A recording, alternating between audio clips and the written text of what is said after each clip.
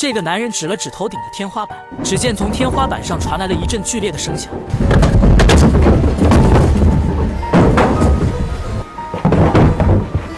剧烈的声响使得吊顶都被震裂了，就连客厅的灯都震下来了好几次。主人说，这种莫名的声响已经持续了2个月之久，而且声音发作的规律不固定，有时候是早上，有时候是下午，有几次甚至发生在凌晨。说话间，这个奇怪的声音又响了起来，而这个房子是在顶楼，楼上就是屋顶，并无人居住。那么这个声音到底是怎么来的呢？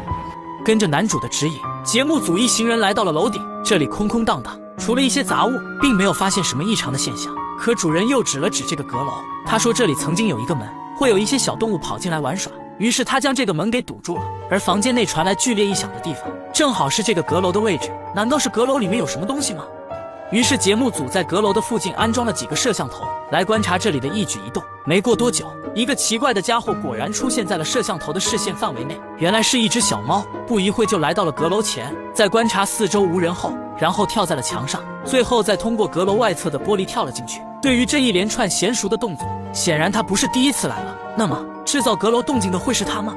理论上一只小猫也制造不了那么大的动静。为了查清真相，节目组来到了窗户对面的人家，通过他家的窗户来观察阁楼里的情况。阁楼里面都是乱糟糟的，只见这只小猫突然窜出了脑袋，紧接着又一只小猫蹦跶到了窗户上，然后是第3只、第4只、第5只。原来阁楼中有这么多的小猫咪，通过画面我们可以清楚地认识到，这只大猫是其他小猫的妈妈。看来他们已经把阁楼当成了自己的家。不得不说，这确实是一个好地方，不仅可以遮风挡雨，还可以避免被其他动物伤害。不一会，他们在阁楼里面开心地玩耍了起来，同时楼下的天花板也开始剧烈的震动。这下原因终于确定了，就是这群小卡拉米搞的鬼，导致楼下的这户人家2个月来都没有睡好一个安稳的觉，奶奶也差点因此而精神分裂。同时，为了将这群小卡拉米解救出来，节目组将动物救援队也请了过来。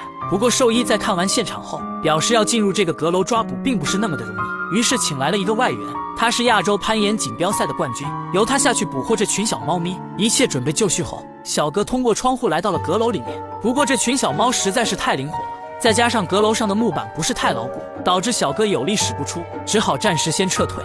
救援队又用一个铁笼陷阱放在了阁楼前，想通过食物作为诱饵来吸引小猫。果然如他们所料想的一样，一只小猫没有经受住食物的诱惑被关了起来，紧接着其他的小猫也围在了笼子前。小哥则从阁楼上伸手下去抓，一下就把这4只小卡拉米都给抓了上来。接下来就是这只母猫了，同样的方法将铁笼安装在猫妈的必经之路，然后放置好诱饵。在夜晚的时候，猫妈准备到阁楼去看望自己的孩子，看见有食物，本想给孩子们带一点，结果自己也被关了起来。